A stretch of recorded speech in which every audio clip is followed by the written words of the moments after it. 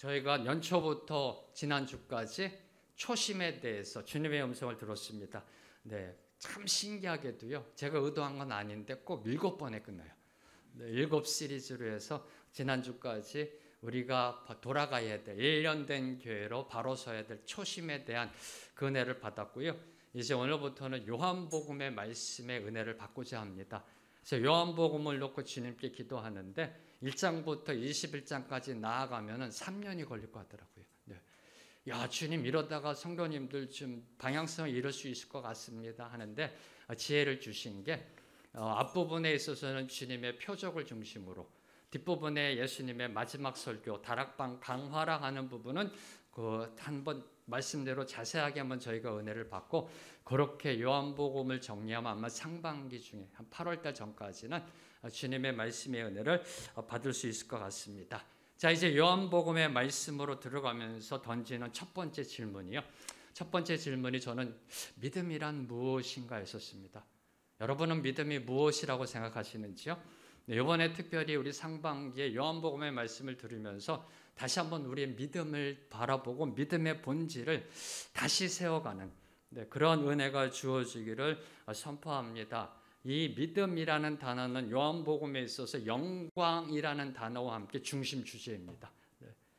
믿음이라는 단어와 영광이라는 단어, 이 주제가 요한복음을 통해서 저와 여러분에게 선포하시는 주님의 음성입니다. 아마 믿음에 대해서 많이 들어보셨을 겁니다. 그렇죠? 그리고 믿음에 대한 수많은 정의들이 있습니다. 학자적인 정의도 있고요. 좀 적용적인 삶의 그런 정의도 있고요. 사전적 정의도 있고요. 그런데 저와 여러분이 반드시 기억해야 될 것, 놓치지 말아야 할 것, 사도 바울의 고백이라는 겁니다. 믿음은 들음에서 나며 들음은 그리스도의 말씀으로 말미암았느니라.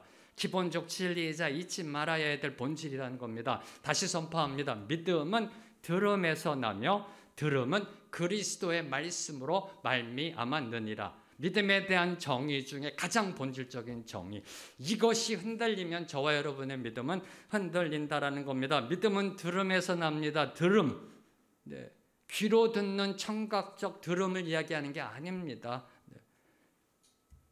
귀로 듣고 머리로 깨닫고 가슴으로 이해하고 뜨거움의 감동으로, 귀로 듣고 우리가 머리로 이해하고 이해된 그 말씀이 어느 날 내 가슴을 쳐서 뜨거움의 눈물을 쏟아놓게 만들고, 주님 이 말씀이셨군요. 근데 거기서 멈추는 게 아니라 그 깨달은 말씀이 우리의 삶을 통해 나타나는 삶의 들음을 이야기하고 있는 겁니다. 쉽게 말하면 여러분이 여러분의 자녀들 지금까지 키워오면서 수없이 내뱉었던 말, 엄마 말 좀 들어, 그 들음입니다. 소리로만 청각적으로만 들으라는 게 아니라 듣고 깨닫고 감동하고 감동받은 대로 살아내는 삶의 들음, 이게 믿음이라는 겁니다. 믿음은 들음에서 난다. 삶의 들음으로서 나온다라는 겁니다. 근데 무엇보다 중요한 거, 뭘 들어야 하느냐. 저와 여러분이 이 세상을 살아가면서 늘 이 부분이 흔들거리는 겁니다. 들음은 그리스도의 말씀이라는 겁니다. 뭘 들어야 된다고요? 세상 소리가 아니라는 겁니다. 사람 소리가 아니라는 겁니다. 주님의 말씀을 들어야 한다는 겁니다. 이 부분을 놓치니까 우리의 믿음이 흔들거리는 거고요. 여러분, 이 부분을 놓치니까 여러분이 신앙생활하면서 드라이해지고 피폐해지고요. 또 실족하게 되고 시험거리에 들게 되는 이 부분입니다. 주님의 말씀을 들어야 되는데 세상 소리를 듣고요. 사람 소리를 듣고요. 이 부분입니다. 그래서 이번에 저희들이 교회 쳐서 이전할 때도 주님의 음성을 듣고자 하는 겁니다. 주님의 소리를 듣고자 하는 겁니다. 그래서 어제 저녁에도 제가 어느 아는 분과 함께 이렇게 교제를 나눴는데, 이분이 그런 말을 하세요. 본인의 살아가는 모습이 조금 다른 사람이 얘기하는데 경박하다라고 한다. 너무나 솔직하게 있는 그대로를 얘기하면서 살아가니까. 저는 그분의 삶이 너무나 아름답거든요. 제가 그분에게 그랬습니다. 딱 나온 말이, 주님이 기뻐하시는 삶을 사세요. 사람 소리 듣지 말고 주님이 기뻐하시는 삶을 사세요. 이겁니다. 믿음은 들음에서 나고, 뭘 들어야 된다고요? 주님의 말씀. 주님의 말씀을 듣지 않으면 흔들거리게 되어 있다는 겁니다. 왜요? 그게 믿음이니까. 이게 본질적 이 진리를 놓치시면 안 된다니까요. 왜 내가 이렇지? 내가 왜 초심을 회복하지 못하지? 내가 왜 1년 전보다 믿음이 약해졌을까? 왜 이러지? 내가 왜 이렇게 짜증이 많이 나지? 이 부분입니다. 이 부분. 네. 믿음은 들음에서 나고 그리스도의 말씀을 들어야 되는데 이상한 거 듣고 있으니까. 그래서 이제 오늘부터 또 요한복음의 말씀, 주님의 말씀을 듣고자 하는 겁니다. 이 요한복음의 문맥을 보면은 세 부분으로 크게 나눠줄 수가 있습니다. 앞부분의 1장부터 12장까지는 예수님의 공생의 사역에 대해서, 거기에 이제 표적들, 예수님께서 이루신 기적의 사건들이 들어가 있고요. 그리고 13장부터 17장까지는 소위 말하는 다락방 강화, 예수님이 십자가 지시기 전날 하신 마지막 설교. 여러분이 잘 알고 있는 성찬이 이루어지고 세족식이 일어났던 그날, 가룟 유다가 떡 먹다가 예수님 팔러 나간 그날 밤, 그날 밤에 마지막으로 제자들을 향해 오늘 저와 여러분을 향해 선포하셨던 그 마지막 설교가 13장에서 17장, 18장부터 21장까지는 예수님의 순환, 십자가의 죽음, 부활에 대해서 기록되어져 있습니다. 자, 예수님은 공생의 3년 동안 수많은 기적과 이적을 행하셨습니다. 그리고 복음서는 이들을 기록하고 있습니다. 복음서 중에 마태, 마가, 누가, 요한복음, 이 복음서 중에 특히 요한복음은 예수님이 행하신 기적, 미라클을 미라클이라고 쓰지 않습니다. 여러분이 요한복음을 읽어보시면 예수님이 이루신 그 기적을 표적이라는 말로 쓰고 있습니다. 사인. 헬라어로 말하면 세메이온. 기적이라 안 하고요. 사인이다. S-I-G-N. 사인이다라고 칭하고 있습니다. 그럼 왜 사도 요한은 예수님이 행하신 기적을 표적이라 칭했을까요? 이 부분을 이해하지 못하면 요한복음을 이해하지 못합니다. 이 부분을 이해하지 못하면 믿음을 이해하지 못합니다. 왜 사도 요한은 예수님이 행하신 그 기적을 표적이라 칭했을까? 표적이라 칭했을까? 저희들이 해외 아울리치를 가고요. 성지순례를 갈 때요. 막 기쁘시잖아요. 별로 안 좋으세요? 감이 떨어지셨죠. 이게 한 몇 년 안 가시다 보니까. 이 코로나가 또 이렇게 잠잠해지면 저희들이 또 주님이 주신 은혜대로 또 성지순례를 그 가버나움 쪽에서 갈릴리 쪽에서 나사렛까지 그 길이 있습니다. 지금 걷는 길. 거기도 좀 걸어보고 싶고요. 한 60km 정도 되니까 좀 걸을 수도 있을 것 같아요. 좀 이렇게 걸으면서 예수님과 함께 하셨던 그것도 생각하고 좋잖아요. 이렇게. 그런데 늘 항상 이 아울리치와 성지순례를 섬기는 저는 늘 항상 갈 때마다 기도하면서 준비하는 게 있어요. 뭐냐면 화장실입니다. 화장실. 그렇죠? 별로 그렇게 중요하지 않으세요? 제가 가면 늘 항상 이 부분 때문에 늘 민감하시잖아요. 제가 항상 신경 쓰이는 부분이 화장실입니다. 화장실이 급하면 은혜도 안 돼요. 은혜도 안 됩니다. 그래서 이렇게 휴게소 또는 화장실 표지판이 나오면 가이드와 의논해서 거의 대부분 들렸다 가려고 했었습니다. 근데 이렇게 일정을 진행하는 가운데 화장실을 사용하지 못한 시간이 길어지면 길어질수록 저는 이제 초조해집니다. 제 눈은 화장실 표지판을 찾아요. 이렇게 일정을 진행하면서 생각과 눈은 화장실 표지판을 찾습니다. 버스로 이동할 때도 옆에 있는 그 표지판이 나올 때마다 화장실 표지판인가를 봅니다. 그러다가 이 휴게소 표지판 또는 화장실 표지판이 나오면 어디에 떨어져 있고 얼마만큼 더 가야 되는지를 이 부분을 파악합니다. 어디에 있고 여기서부터 100m 떨어졌는지 1km 떨어졌는지 그 다음 휴게소는 또 얼마만큼 있는지 이 부분을 파악해서 이제 성도들에게 공지합니다. 공지하면 대부분 다 좋아하세요. 제 경험상. 그리고 이 공지대로 성도들은 그 표지판이 지시하는 대로 순종하며 나아갑니다. 그렇죠? 화장실 가셔야 되니까. 근데 제가 여태까지 아무리 급하다 해도 그 표지판 밑에서 볼일 보시는 분은 제가 찾아본 적이 없어요. 그 표지판 밑에서 너무 급해서 표지판 밑에서 볼일 보는 분을 제가 본 적이 없어요. 표지판을 따라 가는 겁니다. 가야 화장실로 갈 수가 있는 거예요. 이게 표적이라는 겁니다. 이해되셨는지요? 표적이라 사도 요한이 표적, 사인 보드라고 예수님의 기적을 칭하고 있는 것은 표적이 본질이 아니라는 겁니다. 기적이 본질이 아니라는 겁니다. 죽었던 자가 살아나는 것이 기적이 아니라는 겁니다. 단지 본질을 가리키는 이정표다. 본질을 향해 나아가라라고 말하고 있는 사인보드다. 뭐가요? 예수님의 기적이, 예수님의 이적이. 자, 그럼 예수님이 공생의 3년 동안 이루셨던 그 기적들이 가리키고 있는 것은 무엇일까요? 표적은 본질이 아니라 가리키는 이정표다. 그러면 예수님의 기적, 이적, 표적들이 가리키고 있는 그 목적지, 그것은 과연 무엇일까요? 사도 요한은 이 부분에 대해서 마지막 20장에 기록하고 있습니다. 20장 30절에서 31절 말씀. 두 구절 말씀 함께 읽겠습니다. 시작.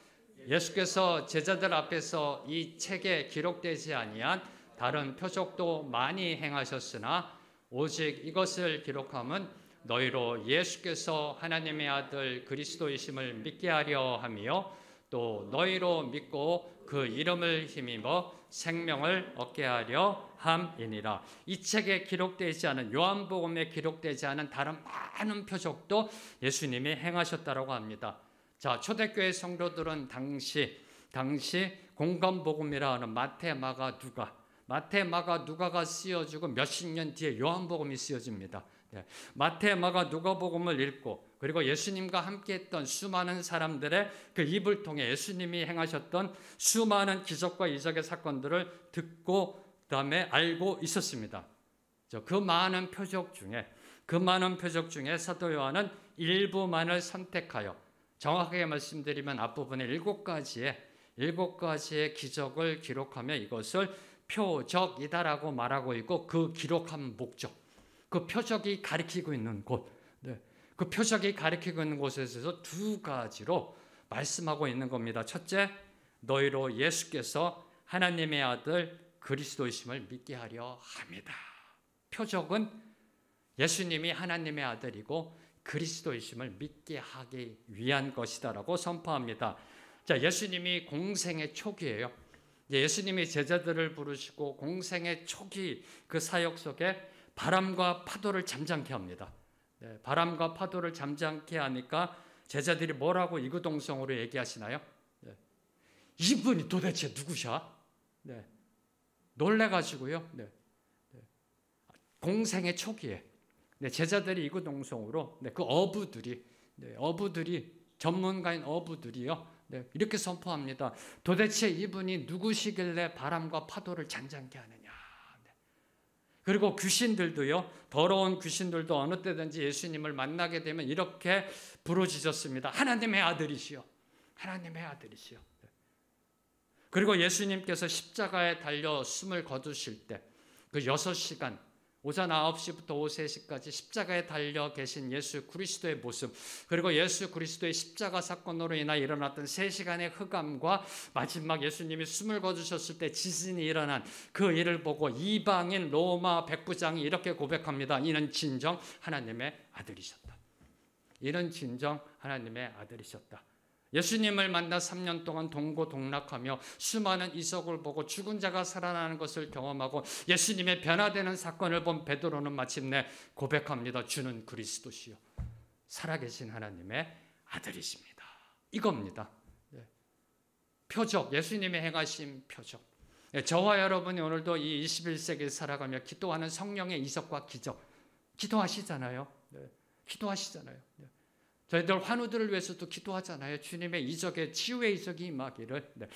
그것이 가리키고 있는 것은 주님이 하나님의 아들이시고 주님이 그리스도이시라는 이 진리를 고백해 하는 것이다 라고 사도 요한은 말하고 있는 겁니다. 표적은 사람들로 하여금 믿음으로 나아가게 하는 영적 표지판이다. 믿음으로 나아가게 하는 영적 표지판이다. 아시죠? 근데 늘 항상 여러분이 어떤 위험과 위기와 힘든 가운데 들어가면 이 부분이 헷갈린다는 겁니다. 표적이 본질인 양 본질을 붙잡고 나아가잖아요. 그것이 안 이루어지면 힘들어 하신다는 겁니다. 예를 들어 하나님이 나에게 말기암을 주셨어요. 2000년 전에는 죽은 자도 살려주셨는데 왜 안 살려주느냐 나를. 이 표적을 통해서 나의 믿음이 더 나아가는 쪽으로 하나님이 가리키고 계시는 건데, 그 표적을 붙잡고 그게 본질이냐. 씨름한다라는 겁니다. 이제 그걸 뛰어넘어 봐야 된다라는 겁니다. 이 부분을 저와 여러분에게 교훈하고 있는 거예요. 두 번째로 예수님의 표적이 가리키고 있는 것, 너희로 믿고 그 이름을 힘입어 생명을 얻게 하려 함이니라. 네, 사도 요한은 표적이라 칭했고 마지막 부분에 왜 표적이라 칭했는지 두 가지의 목적. 너희로 이 예수가 하나님의 아들 그리스도심을 믿게 하는 것이다.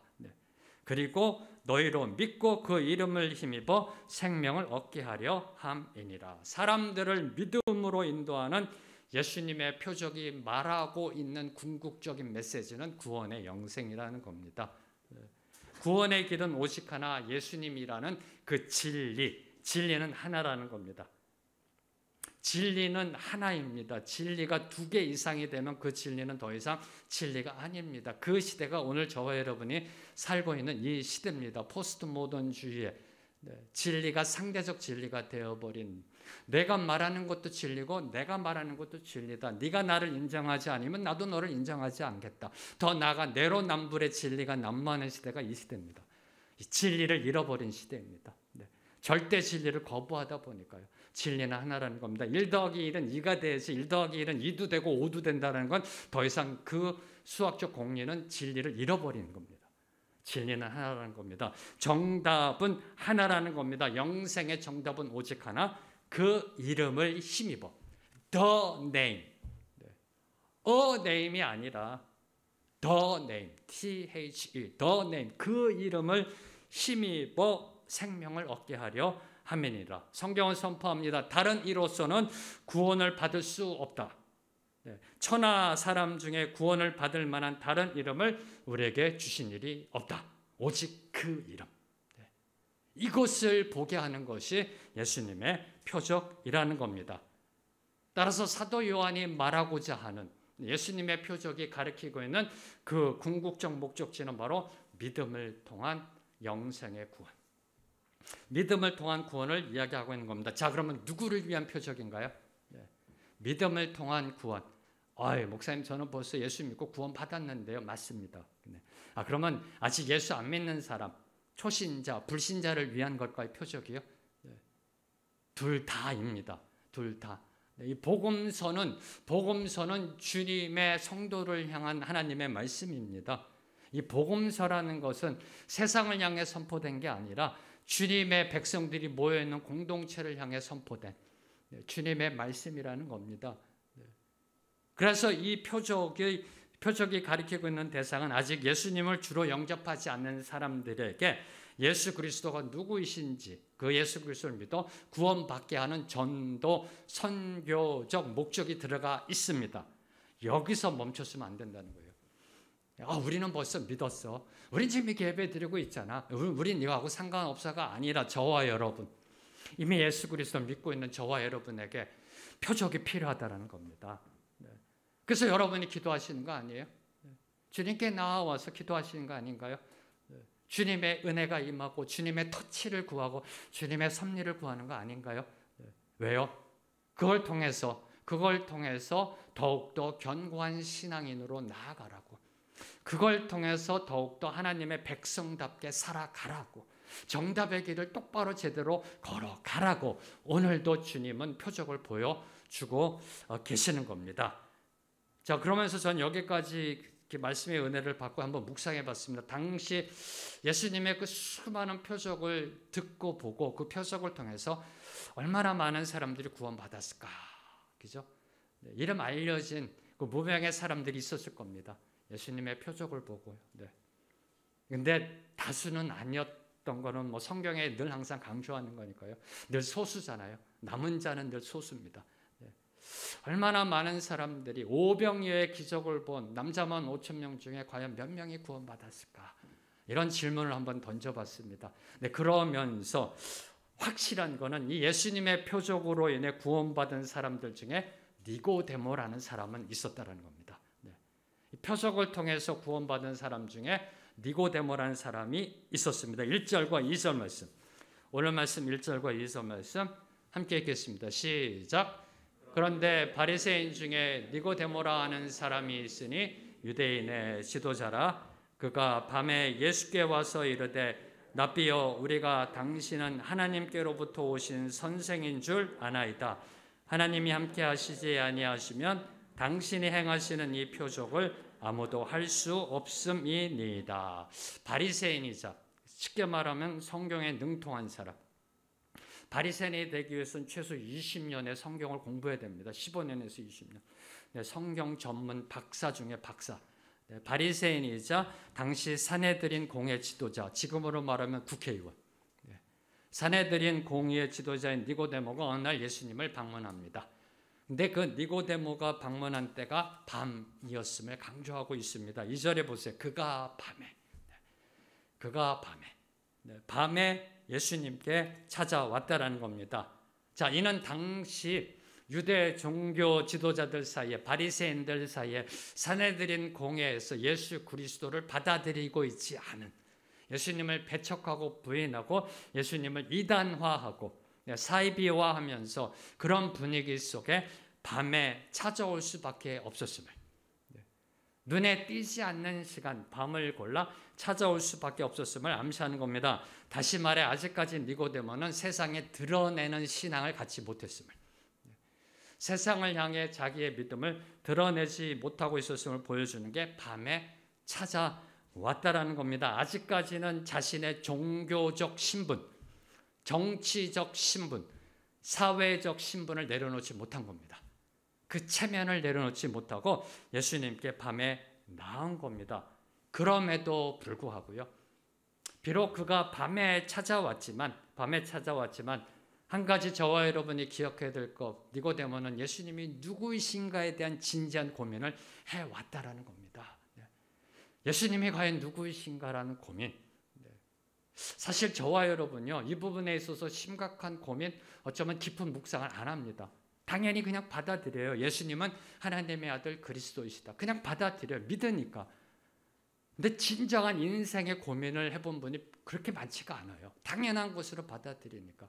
그래서 이 부분이 저희들이 요한복음의 말씀에 은혜 받으면서 여러분에게 던져준 숙제입니다. 이따가도 한 번 더 강조하겠습니다만 예수님이 누구이신가 진지하게 고민해야 한다는 겁니다. 성경에 기록된 하나님의 아들 그리스도, 이 객관적 사실이 나에게 다가오고 있는가? 나에게 진지한 고민을 해야 한다는 겁니다. 그리고 그 고민을 안고 드디어 예수님께 나와 왔습니다. 밤이냐 낮이냐가 중요한 게 아니라는 겁니다. 밤에 왔는가 낮에 왔는가가 중요한 게 아니라 뭐가 중요하다? 예수님께 나아오는 것, 예수님께 나아가는 것, 그분을 만나는 것이 우리의 믿음 생활에 있어서 중요하다라는 겁니다. 이따가도 저희가 찬양하겠습니다만은, 비록 밤에 찾아갔다 할지라도 저희의 밤에 예수 그리스도께서 은혜 베풀어 주신다는 겁니다. 저희가 밤에 찾아가는 신앙, 아직도 떴지 못한 신앙, 드러내지 못하는 신앙, 약한 신앙, 이제 시작한 신앙, 초신자의 신앙이라 할지라도 우리가 인생의 밤을 지날 때 그분은 언제나 찾아오셔서 우리를 위로해 주신다는 겁니다. 왜요? 그분 앞으로 나아갔으니까, 그분을 만났으니까. 다시 선포합니다. 밤이든 낮이든 그게 중요한 게 아니라 그분 앞에 나아가느냐, 이게 바로 중요함을 이야기한 겁니다. 이제 예수님께 나온 니고데모는 다음과 같이 고백합니다. 우리가 당신은 하나님께로부터 오신 선생인 줄 아나이다. 우리가 아나이다. 저는 이제 깨달았습니다. 나는 압니다. 예수님, 당신은 하나님으로부터 오신 랍비입니다. 라고 고백하며 선포합니다. 이 안다라는 단어, 이 헬라어 오이다라는 단어는요, 그냥 건성으로 대충 한 90% 뭐 이렇게 안다라는 것이 아니라요, 정확한 정보에 의해서 자세하게 안다라는 의미입니다. 이 헬라어의 의미가 정확한 정보에 의해서 자세하게 안다, 이 의미가 들어가 있는 겁니다. 나는 압니다. 당신이 하나님께로부터 온 선생인 줄 압니다. 이 안다라는 것은 정확한 정보를 바탕으로 지금까지 내가 많은 정보들을 수집했는데, 내가 지금까지 많은 걸 들어왔는데, 그걸로 이렇게 봤을 때 당신은 하나님으로부터 온 선생이라는 겁니다. 예수님이 행하신 일들에 대해서 하나 둘 듣기 시작했을 겁니다. 그래서 이제 마음이 글로 쏠려 여러 채널을 통해서 정보를 수집해 왔을 겁니다. 그러다가 어느 날 갑자기 이분은 하나님께로부터 오신 분이야 라고 직관적으로 깨달은 것, 이것이 바로 오이다의 아나이다입니다. 안다라고 고백한 것이 바로 이겁니다. 그래서 니고데모는 다음과 같이 고백합니다. 당신이 행하시는 이 표적을 아무도 할 수 없다. 사람은 이 표적을 행할 수 없다라고 이야기한 겁니다. 니고데모는 예수님이 행하신 표적을 보고 예수님은 하나님께로부터 오신 선생님, 하나님께서 함께 하신 분이심을 믿었던 것, 첫 번째, 사도 요한이 표적을 기록한 첫 번째 목적이 달성된 겁니다. 그렇죠? 이것을 기록한 목적은 예수라는 유대 청년이 하나님의 아들 그리스도이심을 믿게 하는 것이다.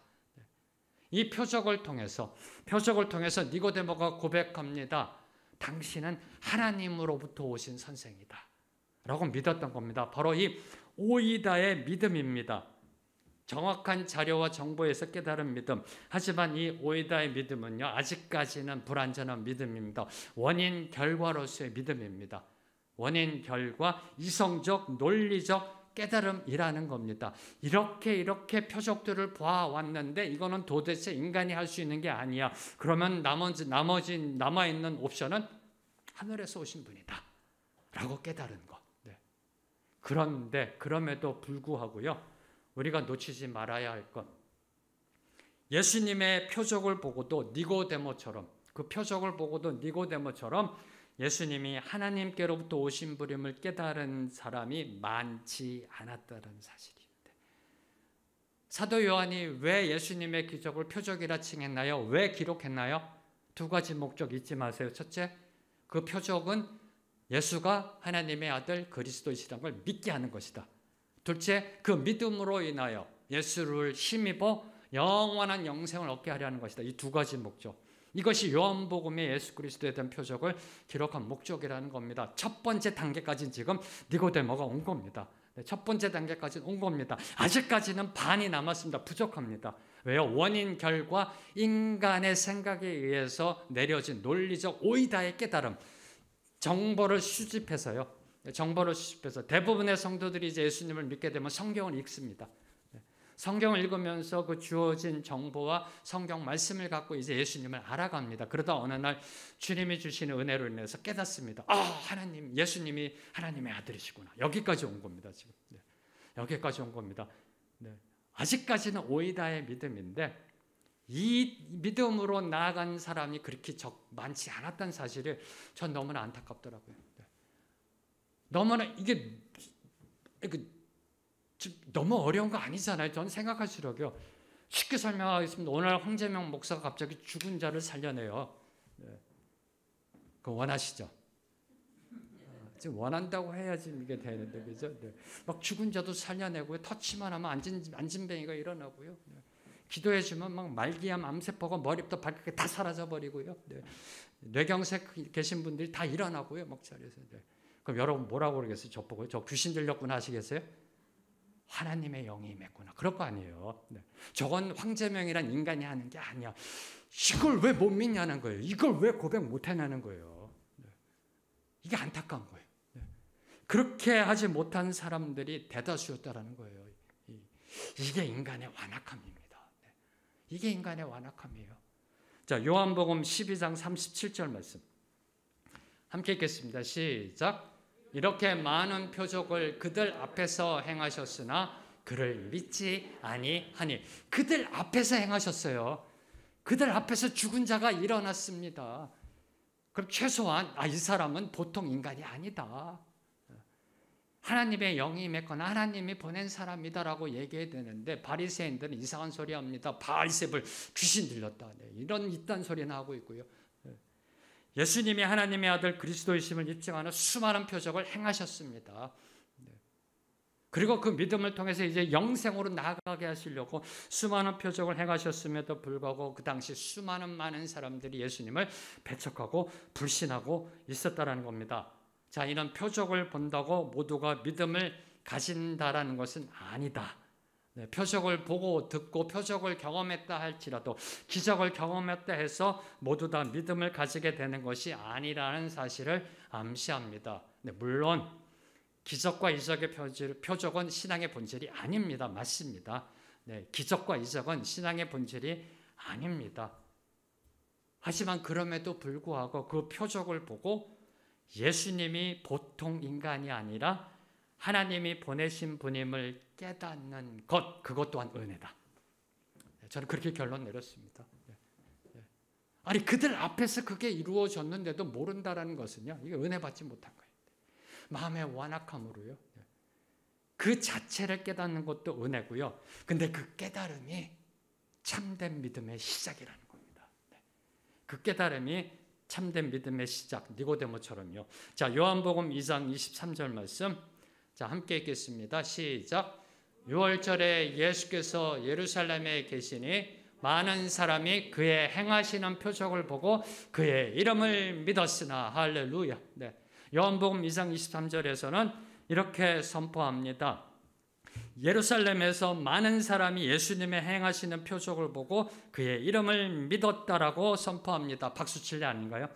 근데 이 믿음이란 단어가 어떤 믿음인지를 여러분이 아셔야 된다는 겁니다. 자, 예수님의 행하신 이 표적은 초자연적인 겁니다. 죽은 자가 살아나고요, 앉은 자가 일어나고요. 네. 그래서 많은 사람들로 하여금 예수님이 메시아라는 사실을 인정하게 만들었던 겁니다. 그런데 그 이름을 믿었다라는 것은 예수님을 인격적으로 영접했다라는 의미가 아니라는 겁니다. 아직까지 니고데모처럼 오이다의 깨달음, 예루살렘 내에서는 그래도 많은 사람들이 이 오이다의 깨달음으로 나아갔던 거예요. 예루살렘 내에서. 근데 아직까지는 오이다의 깨달음입니다. 구원에 이르게 하는 참 믿음, 그 믿음과 예수님이 누구인지 알고 인정하는 것은 차원이 다른 깨달음이라는 겁니다. 야고보서에 보면 귀신도 하나님이 누구이신지 알고 있다라고 기록되어 있습니다. 차원이 다른 깨달음입니다. 뭘 의미할까요? 다음 단계가 필요하다는 겁니다. 다음 단계가 예수님의 표적을 통해 예수님이 하나님께로부터 오신 분임을 알게 된 이 논리적이고 이성적인 이 오이다의 믿음은 이제 영생의 구원을 얻기 위해서 다음 단계가 필요하다. 다음 단계가. 자, 3절 말씀. 3절 말씀 함께 읽겠습니다. 시작. 예수께서 대답하여 이르시되 진실로 진실로 내게 이르노니 사람이 거듭나지 아니하면 하나님의 나라를 볼 수 없느니라. 사람이 거듭나지 아니하면 하나님의 나라를 볼 수 없다. 자, 이는 표적을 보므로 예수님의 이름을 받아들인 그 믿음, 그죠? 예수님이 하나님으로부터 오신 분임을 인정하는 믿음, 하나님으로부터 보냄받은 메시아 그리스도이심을 인정하는 믿음은 이제 어떤 믿음으로 나가야 된다? 거듭남의 믿음으로. 거듭남의 믿음으로 나아가야 그 이름을 힘입어 영생을 얻는 목적이 달성되는 겁니다. 여기서 두 가지 질문입니다. 거듭남이 뭘까요? 많이 듣지 않으셨나요? 중생이라고도 하죠. 갱신이라도 하죠. 거듭남이 뭔가요? 다 아는데 설명하기가 좀 그러시죠. 목사님 거듭남, 그 거듭남이죠. 이렇게. 그래서 이번 요한복음을 통해서요, 좀 저희가 이미 알고 있다라는 것도 제대로 좀 이렇게 세워갔으면 좋겠어요. 이렇게 하나. 거듭남이 뭔가요? 사도 요한, 아니 예수님은 그 거듭남을 뭘로 말씀하고 계시는 건가요? 이 헬라어 거듭남이란 표현, 아노텐이란 단어는 두 가지 의미가 있습니다. 첫째는 from heaven, from above, 위에서부터, 하늘로부터 온다라는 뜻이 있고, 또 하나는 again, anew, 다시 새로이, 갱신의 의미가 있습니다. 무슨 뜻이에요? 하늘로부터 주어지는 생명으로 다시 태어나는 것. 바로 이 단어를 예수님이 정확하게 꼬집어서 지금 선포하신 겁니다. 그걸 한국말로 거듭남이라고 해석하고 중생이라고 해석하고 뭐 영어로는 regeneration이라고 해석하지만 이 의미 자체는 from above, from heaven, 하늘로부터 again, anew, 새로운 생명이 내려와 again, 다시 삶을 살아가는 것. 이게 거듭남입니다. 저희가 소위 말하는 영적 출생. 저희가 소위 말하는 예수 그리스도를 믿어 예수 그리스도를 구주로 영접하여 믿음으로 이제 성령을 받아 새 사람으로 살아가는 것. 네. 여기에는 인간의 어떤 노력이 하나도 안 들어간다는 겁니다. 하늘로부터 주어지는 새로운 생명을 통해 우리가 새로운 삶을 다시 살아간, 이게 거듭남입니다. 거듭남. 이렇지 않으면 하나님의 나라를 볼 수 없다. 이렇지 않으면 영생의 구원의 축복을 받을 수 없다는 겁니다. 자, 그러면 두 번째 질문. 하나님의 나라는 뭘까요? 거듭나지 않으면 하나님의 나라를 볼 수 없다. 하나님의 나라는 뭘까요? 자, 여러분 하나님의 나라 보고 계세요? 구원의 은혜 받으셨는지요? 왜 이렇게 자신 없으세요? 큰일 났다. 구원의 은혜 받으셨는지요? 영생의 은혜 받으셨는지요? 그럼 하나님 나라 보고 계시는지요? 오늘 선포합니다. 사람이 거듭나지 않으면 하나님의 나라를 볼 수 없다. 거듭나면 하나님의 나라를 본다. 하나님의 나라 보고 계세요? 그럼 하나님의 나라가 뭐예요? 예수님이 말씀하신 하나님의 나라, 예수님 정확하게 알고 가자는 겁니다. 사실 이 하나님의 나라만 해도요, 최소한 1년 이상, 제가 온누리 교회에서 일터 사역할 때 하나님의 나라에 대해서 시리즈로 설교해 가다가 중간에 포기했거든요. 끝이 없어서. 하나님의 나라, 구약으로 보면은요, 하나님의 나라의 개념이라는 것은 온 우주 만물을 향한 하나님의 절대 주권과 통치입니다. 온 우주 만물을 향한 하나님의 다스리심, 절대 주권과 통치고요. 그 나라가 메시아의 오심으로 인해 이루어질 것을 예언하고 있는 것이 구약이고요. 그 예언된 메시아의 나라가 하나님의 아들이신 예수가 이 땅에 오심으로 도래하였고 재림하실 때 완성하게 될 것을 예언하고 있는 것이 신약입니다. 그 하나님의 나라, 온 우주 만물을 향한 하나님의 절대 주권과 통치, 다스리심, 그 하나님의 나라는 오직 거듭난 사람만이 볼 수 있다라고 예수님이 약속하셨고 선포하셨습니다. 저와 여러분은 거듭났습니다. 그럼 이 하나님의 나라를 보아야 한다는 겁니다. 네. 지금 심각하게 고민하셔야 돼요. 이제 이 하나님의 나라를 보고 있는가라는 이 질문을 던져야 돼요. 온 우주 만물 속에 선포되고 있는 그분의 주권과 통치를 느끼고 있는가? 여러분이 오늘 이 아침에 교회로 오시면서 타고 오신 대중교통이건 여러분이 운전하시건 오시는 그 가운데 주님의 주권적 섭리를 경험하셨는가? 들에 펴 있는 꽃 한 송이를 보며 그분의 섭리를 찬양했는가? 밤하늘에 떠 있는 별을 보며 그분을 송축했는가? 심각한 질문입니다. 왜요?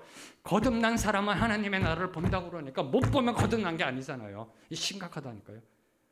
좀 고민을 하시면서 이제 묵상해야 됩니다. 요한복음이 다시 한번 우리를요, 믿음의 초심, 믿음의 본질이 무엇인지 이끌고 갈 겁니다. 그냥 여러분이 상투적으로 대충 알고 있는 그런 믿음으로 구원받아, 나는 구원받았어, 이런 차원을 뛰어넘어 이제는 좀 제대로 알고 제대로 신앙생활하자는 거예요. 제대로 성경이 말하는 믿음이 무엇인지, 하나님의 나라를 본다는 게 무엇인지, 즉 그렇게 살아야 좀 신앙생활하는 맛이 있지 않을까요? 지금까지 해오던 대로 그렇게 신앙생활하면 재미없잖아요. 좀 살만 나게 신앙생활하고 싶지 않으세요? 하나님의 나라를 본다. 이 본다라는 단어는 시각적 본다는 것뿐만 아니라 경험한다, 체험한다라는 그 의미입니다. 다시 말해 거듭난 사람은 지금 현재 임한 그 하나님의 나라를 삶 속에서 체험할 뿐만 아니라 이제 완성될 그 새하늘과 새 땅에 그 기쁨과 평안이 물밀듯 밀려 들어와서 주체할 수 없는 찬양을 올려드리며 감동과 감격과 감사 속에 살아가는 사, 이게 보다라는 개념이에요. 그럼 뭐가 문제예요? 저와 여러분의 문제가 뭐예요? 그 보다라는 렌즈, 보다라는 그 렌즈, 영적 렌즈가 얼마만큼 깨끗하냐는 거예요. 저와 여러분에게 그 보다라는 렌즈를 주셨어요. 하나님이. 거듭났잖아요. 주셨어요. 근데 그 렌즈가 맑아야, 그 렌즈가 깨끗해야 볼 수 있는 거 아니에요? 그 렌즈가 청결해야 하나님의 나라를 제대로 올바로 볼 수 있습니다. 그래서 예수님은 선포합니다. 마음이 청결한 자는 복이 있나니 뭘 봐요? 하나님의 나라를 볼 것이요. 이 이야기예요, 이 이야기. 마음이 청결해야. 그 보다라는 렌즈, 거듭난 사람은 하나님의 나라를 보게 된다. 보다라는 그 영적 렌즈를 우리가 맑고 깨끗하게 청결하게 유지해야 하나님의 나라를 보게 된다라는 겁니다. 그러면 날마다 천국입니다. 네. 목사 말 좀 믿어주세요. 네. 그러면 날마다 천국이라니까요. 날마다 천국입니다. 비록 몸은 만약에 예를 들어 암세포로 죽어간다 할지라도 날마다 천국이에요. 날마다 천국. 그걸 보니까. 네. 자, 이런 거듭남에 대해서, 거듭남의 예수님의 말씀에 대해서 니고데모가 이제 질문합니다. 네, 저와 여러분의 신앙 속에서 던지는 질문과 똑같아요. 4절 말씀 함께 읽겠습니다. 시작. 니고데모가 이르되 사람이 늙으면 어떻게 날 수 있사옵나이까? 두 번째 모태에 들어갔다가 날 수 있사옵나이까? 자, 이는 니고데모가 거듭남을 뭘로 이해한 거예요? 인간의 생각으로, 인본주의적으로, 육적 태어남. 그죠? 아니, 내가 이제 나이 들었고 죽을 나이가 다가오는데 내가 어떻게 어머니 뱃속으로 다시 들어가, 다시 태어난단 말이야? 라는 이 인본주의적 질문을 던진 겁니다. 이게 오이다 믿음의 한계예요. 이게 오이다의 믿음. 우리가 아나이다 그 오이다의 믿음의 한계라는 겁니다. 저와 여러분이 신앙생활하면서 늘 항상 함정에 빠지는 게 이거예요. 성경을 읽으면서 인간의 이성과 논리를 던지면서 질문합니다. 이게 말이나 돼? 이건 2000년 전의 이야기야. 이런 질문, 인본주의적인 질문을 던지는 거예요. 저와 여러분의 신앙이요. 이런 질문을 던질 수밖에 없는 것. 그 다음 단계로 온전히 나아가지 못한 겁니다. 니고데모는 성경에 정통한 유대인이에요. 성경 박사입니다. 율법에 정통한 종교인이었지만 아직까지는 영적에 대해서, 신령한 일들에 대해서는 초보적인 지식도 없었던 겁니다. 다시 말해 성령이 임하지 않은 겁니다. 아직까지. 성령에 의해서 그 삶이 이끌림 받지 못했던 겁니다. 근데 이런 인본주의적 질문을 던지는 것은 이 니고데모의 우매함이 아니라 우리 인간의 본질적 우매함이에요. 저와 여러분이 늘 던지잖아요. 어려운 일을 만날 때 힘든, 평상시에는 다 좋아요. 평상시에는 만사오케이. 어려운 일을 당할 때, 고난 속에 들어갈 때 여러분이 던지잖아요. 질문을. 하나님 앞에 인본주의적 질문을 던지잖아요. 자, 이에 대해서, 이 인본주의적 질문에 대해서 예수님은 5절에서 다음과 같이 대답하십니다. 5절 말씀 함께 읽겠습니다. 시작. 예수께서 대답하시되 진실로 진실로 내게 이르노니 사람이 물과 성령으로 나지 아니하면 하나님 나라에 들어갈 수 없느니라. 아멘. 할렐루야. 우리에게 이 정답을 알려주셨어요. 예수님이요. 뭐가 문제인지, 왜 내 신앙이 이 모양인지. 여기서 예수님이 강조하신 거, 거듭남은 오직 물과 성령으로 가능하다. 거듭난 삶의 능력은 물과 성령이다. 오늘도 저와 여러분에게 필요한 게 이 물과 성령입니다. 저희가 거듭날 때, 중생할 때만 이게 필요한 게 아니라 저와 여러분이 거듭난 사람으로 살아갈 때도 계속 필요한 게 이 물과 성령입니다. 물과 성령으로 거듭나야 하나님 나라에 들어갈 수 있고 하나님 나라를 볼 수 있다라고 절대 필수 조건임을 예수님이 말씀하셨습니다. 자, 그럼 물과 성령이 무엇이냐? 이걸 알아야죠. 물과 성령이 무엇이냐? 성경에 대한 질문은 성경에 답이 있습니다. 에스겔서 36장 25절에서 26절 말씀 함께 읽습니다. 시작. 맑은 물을 너희에게 뿌려서 너희로 정결하게 하되 곧 너희 모든 더러운 것에서와 모든 우상 숭배에서 너희를 정결하게 할 것이며 또 새 영을 너희 속에 두고 새 마음을 너희에게 주되 너희 육신에서 굳은 마음을 제거하고 부드러운 마음을 줄 것이며. 물이 뭘 의미해요? 죄 씻음. 물이라는 것은 죄 씻음, 죄를 씻어내는 정화를 의미합니다. 이 영적 정화. 다시 말해 회개를 통한 죄 씻음. 세례 요한이 선포했던 회개의 물 세례. 회개입니다. 회개. 늘 항상 회개함으로 우리 자신을 씻어내야 한다라는 겁니다. 아유, 목사님, 저는 이렇게 뭐 회개 안 해도 돼요. 성경은 선포합니다. 이 세상에 의인은 하나도 없다. 죄를 안 짓는다라고 말하느냐? 요한 1서에 얘기합니다. 너는 거짓말을 하는 자다. 하나님을 우롱하는 자다라고 이야기합니다. 저와 여러분 늘 항상 이 물이 필요합니다. 거듭난 자에게도 필요한 것이 물입니다. 회개함으로 나아가는. 두 번째, 이 성령이라는 것은 우리 속에 임재하신 성령. 네, 저와 여러분이 잘 알고 있는 성령의 임재. 성령께서 우리 안에 들어오셔서 우리의 마음을 새롭게 하심으로 새 마음을 주셔서 하나님의 말씀대로 살아간 그 성화적인 삶. 이게 바로 성령이라는 겁니다. 쉽게 말하면 성령 세례. 네, 여러분이 알고 있는 성령 세례. 네, 거듭난 자에게도 이 성화적인 삶의 능력이 필요합니다. 성령의 이끄심이 필요하다라는 겁니다. 그래서 사도 베드로는 오순절날 성령을 받고서요, 몰려든 유대인들에게 이렇게 선포합니다. 하나님 나라에 들어가는 영생의 구원의 비밀에 대해서 사도행전 2장 38절을 보면 이렇게 선포합니다. 너희가 회개하여 각각 예수 그리스도의 이름으로 세례를 받고 죄사함을 얻으라. 물이죠. 네. 그리하면 성령을 선물로 받으리라. 성령. 네. 물과 성령. 물과 성령으로 거듭난다라는 이 진리를 성경은 선포하고 있습니다. 물과 성령으로 거듭난 성도는요, 예수님이 누구이신지 분명히 알고 있습니다. 네. 물과 성령으로 거듭난 성도는 예수님이 누구이신지 고백합니다. 하나님의 아들 주 그리스도이신 예수님 그 앞으로 나아갑니다. 그분이 진리니까, 그분이 정답이니까, 그 길밖에 없으니까, 길이요 진리요 생명이니까, 아니까 그 길로 나아갈 수밖에 없습니다. 오답의 길에서 돌이켜 정답으로 나아갑니다. 그분 손 붙잡고 동행하며 그분의 축복 속에 행복자로 살아갑니다. 이게 거듭난 자의 삶. 표적에서 거듭남으로 나아가 믿음으로 나아가는 자의 모습이라는 겁니다. 지금 여러분에게 예수님은 누구이신지요? 아니, 그런 성경적인 답 말고요, 정답 말고요, 예수님은 주 그리스도 하나님의 아들이십니다. 아니, 여러분이 경험한 예수님, 여러분이 만난 예수님, 비록 여러분이 밤에 찾아갔다 할지라도 그 만난 분, 네, 그 만난 분은 과연 어떤 분이신지요? 어떤 분이신지요? 이 요한복음이 우리 은혜 받는 동안 이 부분을 한번 묵상해 보시고, 아까도 부탁드렸습니다만은 지금 내가 만난 예수님은 이런 분이야라고 고백하는, 그냥 종교적인 답 말고요, 주는 그리스도시요 살아계신 하나님의 아들이십니다.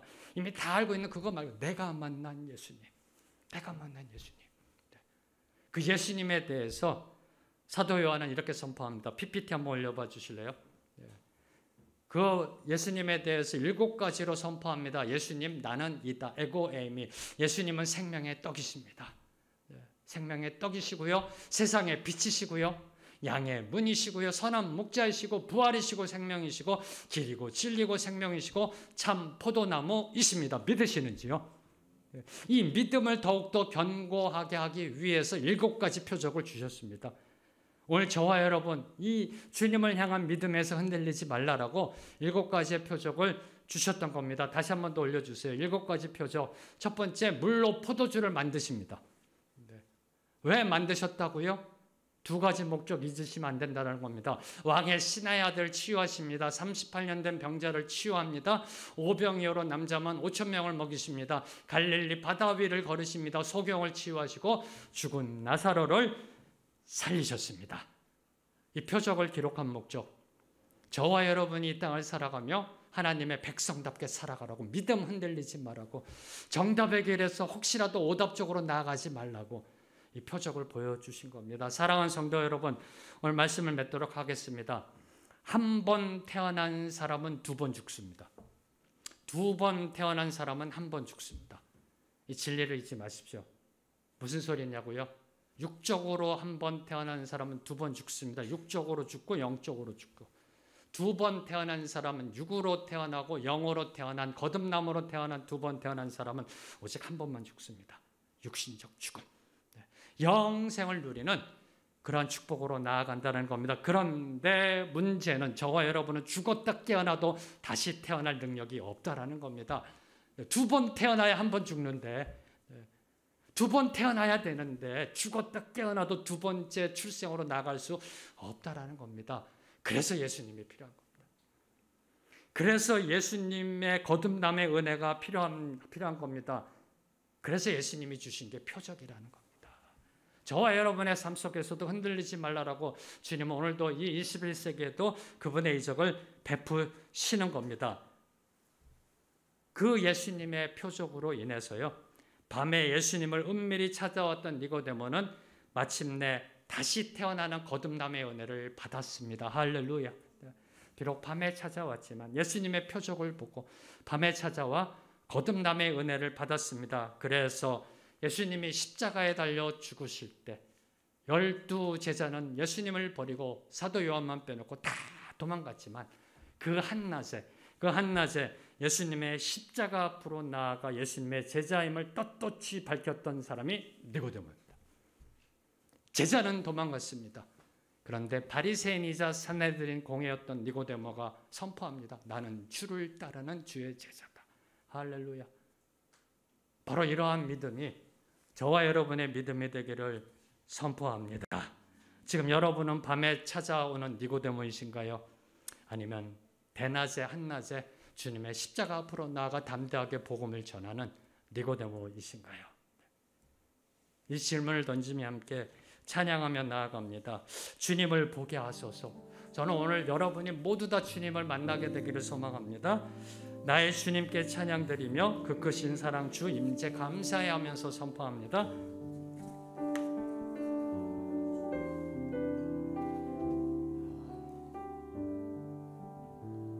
나의 주님께 찬양드리며 그 크신 사랑 주 임재 감사해. 우리의 어둠 속에 찾아오시는 주님, 어둠 속에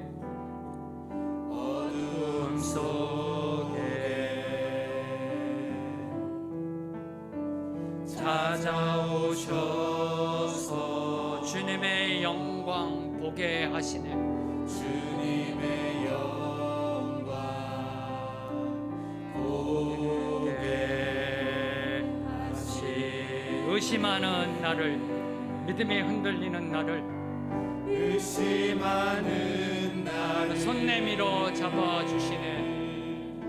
손 내밀어 잡아주시네. 두려운 마음 내려놓고 주 바라봅니다. 주 바라봅니다. 주님을 보게 하소서. 주님 보게 하여 주시옵소서. 주님을 보게 하소서. 나를 붙드소서. 나를 붙드소서. 내 뜻과 내 생각 내려놓고 내 뜻과 내 생각 내려놓고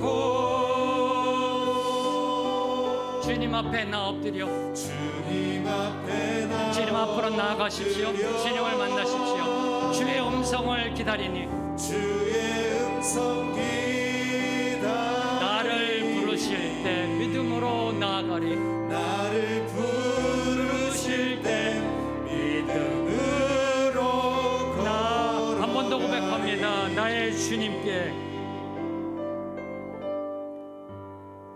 나의 주님께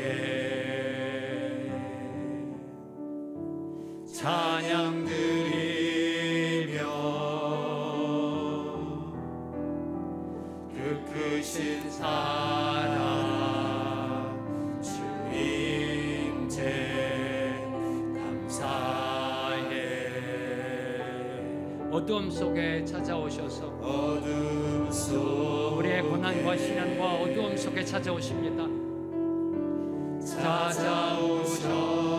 찾아오셔서 주님의 영광 보게 하시네. 아멘. 할렐루야. 주님의 영광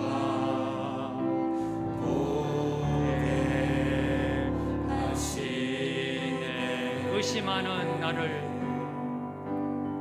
의심하는 나를 손 내밀어 잡아주시네. 두려운 맘 내려놓고 주 바라봅니다. 주님을 보게 하소서. 주님 보게 하소서. 주님을 보게 하소서.